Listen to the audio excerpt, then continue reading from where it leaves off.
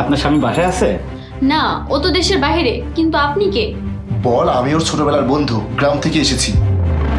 Madam, আমি ওর ছোটবেলার বন্ধু, গ্রাম থেকে এসেছি। ও আচ্ছা, তো কিছু বলবেন? বল ভাবি, গলাটা খুব শুকিয়ে গেছে, একটু পানি দিবেন, তারপর কথা বলছি। ভাবি, গলাটা শুকিয়ে গেছে, একটু পানি দিবেন, তারপর বলছি। আচ্ছা ঠিক আছে। তাড়াতাড়ি ভিতরে গিয়ে কাজটা সেরে ফেল। আর শোন, ক্যাপটা টিভি স্ট্যান্ডের কাছে রাখবি।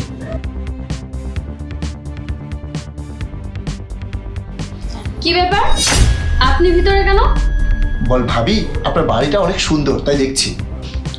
ভাবি, আপনার বাড়িটা অনেক সুন্দর, তাই দেখছিলাম। আরে, আমি তো আপনাকে চিনি না। আমি তো আপনাকে বাইরে দাঁড়াতে বলেছিলাম। সরি ভাবি। তাড়াতাড়ি কোনো বাহানা করে কোথায় চলে যা। ভাবি, জাহিদ তো বাসায় নেই, আমি ওর সাথে পরে ফোনে কথা বলে নেব। আমি এখন আসি।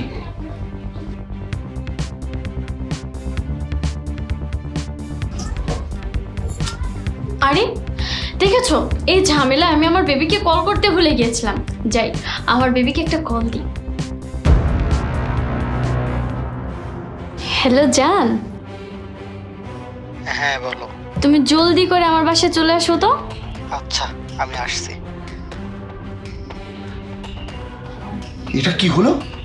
তার মানে আমার বন্ধুরা এতদিন আমাকে যা বলেছে সব সত্যি বলেছে, কিন্তু আমি তো ওদের কোনো কথা বিশ্বাসই করিনি। তার মানে আমি দেশের বাইরে চলে আসার পরে আমার স্ত্রী আমার বেডরুমে অন্য একটা ছেলের সাথে সময় কাটাই। আচ্ছা, কোনো সমস্যা নেই, তোর বয়ফ্রেন্ডকে নিয়ে আয়, আমিও আসছি। আজকে তোদেরকে হাতে নাতে ধরবো। অনেক ঠকিয়েছিস, আর না। বসো জান, আজকে আমি বুয়াকে বলেছি তোমার পছন্দের গরুর মাংস আর পোলাও রান্না করতে। আসো। ও তাই? আচ্ছা, তুমি রান্না করতে পারলে না? আমি রান্না করব? আচ্ছা, আমি রান্না করে তোমার সাথে সময় কাটাবো কখন? আচ্ছা শোনো, এসব বাদ দাও। তোমার স্বামী দেশে আসবে কবে? ও তো আসতে চায়, আমি আসতে দিই নাই। ওর দেশে কি দরকার? দেশে তো তুমি আমার জন্য আছোই। ও এখান থেকে টাকা পাঠাবে, আর এই দেশে তুমি আর আমি মজা করব। হ্যাঁ, এটা তুমি ভালো বলেছো। ওর দেশে আসার কি দরকার? ও আসলে তো তোমাকে আমি কাছে পাবো না। কিন্তু ভয় হয়, তোমার স্বামী যদি এসব জেনে যায় তখন কি হবে? আরে তুমি এসব নিয়ে একদম ভেবো না, ও কিছু জানবেই না, কারণ ও আমাকে অনেক বিশ্বাস করে। আচ্ছা যাই হোক, ওর কথা বলে কি তুমি এভাবে সময় নষ্ট করবে আমার সাথে? আরে না, জাস্ট কথার কথা বললাম। শোনো না, আমি তোমাকে অনেক ভালোবাসি, বুঝেছো? সেটা তো আমি জানি, আমিও তোমাকে অনেক ভালোবাসি। আচ্ছা বলো, তোমাকে যদি আমি ভালো নাই বাসতাম, তাহলে আমি আমার স্বামীর সংসার ফেলে রেখে এভাবে তোমার সাথে সময় কাটাতাম? তুমি তো আমার সবকিছু। আচ্ছা শোনো না, তুমি না বলেছিলে তুমি একটা বাইক কিনবে? আমি তোমার জন্য টাকা রেখেছি। আচ্ছা, যাওয়ার সময় মনে করে টাকাগুলো নিয়ে যেও। তাই কিছু টাকা বাড়িয়ে দিও, বুঝেছো? আর তোমার হাজবেন্ড দেশে আসলে ওকে মেরে ফেললে কেমন হয়? আরে তুমি তো একটা ভালো কথা বলেছো। এটা তো আমি অনেকদিন আগে থেকে ভেবেছিলাম। ওকে দুনিয়া থেকে সরিয়ে ফেলতে হবে, বুঝেছো? না হলে কিন্তু এই সম্পত্তির কোনো কিছু আমরা পাবো না। ওকে দুনিয়া থেকে সরিয়ে দিয়ে সকল সম্পত্তির মালিক আমরা হব।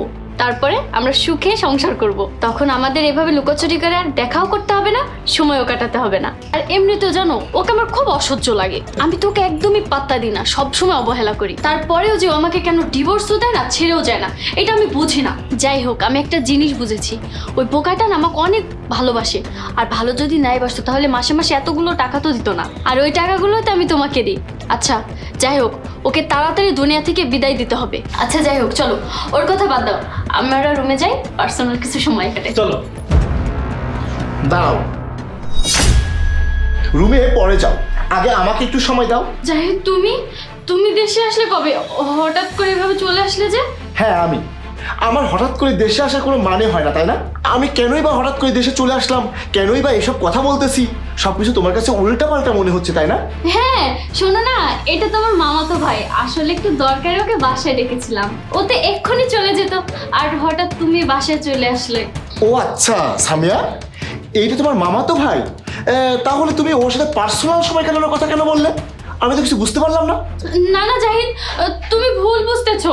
এই চুপ! আরে একটা কথা বলবি না। তুই কিভাবে পারছিস এত বড় মিথ্যা কথা আমার সাথে বলতে? তুই কি মনে করেছিস তুই এগুলো করবি আর আমি কিছু জানতে পারবো না, কিছুই বুঝতে পারবো না? আমি অনেক দূরে আছি, তাই? শোন, আমি দেশের বাইরে থাকলেও আমার অনেকগুলো চোখ এই বাড়ির দিকেই থাকে। আমার বন্ধুরা আমাকে সবকিছু বলে দিয়েছে। তুই যে আমার অনুপস্থিতিতে তোর এই নাগরটাকে বাসায় নিয়ে আসিস, ফষ্টি নষ্টি করিস, এই সব কিছুটা আমি শুনে ফেলেছি। তোর সব কুকর্ম আমার কাছে ধরা পড়ে গিয়েছে। আর দেখ, এই যে ভালো করেছে, দেখ এই যে ক্যামেরাটা এখন এখানে সেট করা আছে। আমি দেশে এসে আমার বন্ধুকে পাঠিয়ে এই ক্যামেরাটা এখানে রেখেছি।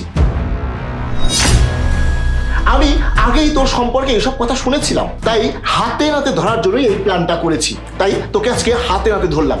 এই তুই কি মনে করেছিস তুই এসব করে যাবি আর আমি কিছুই জানতে পারবো না, ধরতে পারবো না? শোন, চোরের 10 দিন হলেও গেরস্তের 1 দিন হয়। আমার বাসায় থেকে আমার খেয়ে আমার পরে তুই কিনা আমার সাথে বেইমানি করলি। তুই যেহেতু আমার ভালোবাসা বুঝিসনি, আমাকে ঠকিয়েছিস, তাই তুই কখনোই সুখী হতে পারবি না। আমিও তোকে ডিভোর্স করে দেবো। তুই এক্ষুনি তোর এই নাগরকে নিয়ে আমার বাসা থেকে বের হয়ে যাবি, আর এক মুহূর্তেও আমার বাসায় থাকার তোর কোনো অধিকার নেই। যা। যাই, শোনো না, আমি না অনেক বড় ভুল করে ফেলেছি। আমি তোমাকে কথা দিচ্ছি আমি এমনটা আর কখনো করব না। এই তুই কিভাবে এই কথাটা বলিস? এত কিছু জানার পরে, এত কিছু হওয়ার পরেও আমি তোকে ক্ষমা করে দেবো? আর তুই কি যেন কি বলছিলি? তুই আমাকে মেরে ফেলে আমার সম্পত্তি হাতিয়ে নিয়ে তোর এই নাগরকে বিয়ে করে সুখে সংসার করবি, আর আমি তোকে ক্ষমা করব? আমি তোর আর একটা কথাও শুনতে চাই না। তুই এই মুহূর্তে আমার বাসা থেকে চলে যা, যা যা, চলে যা আমার সামনে থেকে।